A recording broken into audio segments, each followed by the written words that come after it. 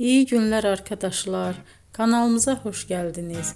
Yepyeni bir video ile karşınızdayım.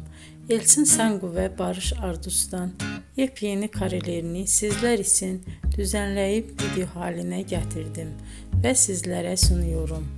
Umarım beğenirsiniz.